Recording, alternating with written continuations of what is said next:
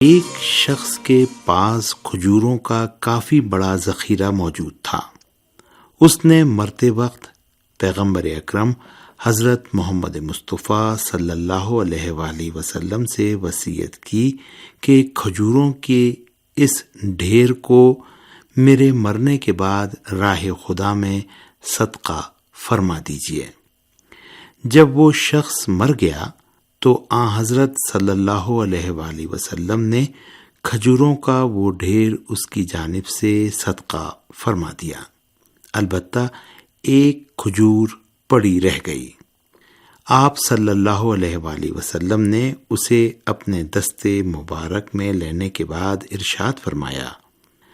اگر یہ شخص اپنی زندگی میں خود اپنے ہاتھ سے کھجور کا یہ دانہ راہ خدا میں دیتا تو اس کا یہ عمل اس کے مرنے کے بعد اتنا بڑا کھجوروں کا ڈھیر جو میں نے اپنے ہاتھ سے صدقہ کیا ہے زیادہ بہتر ہوتا۔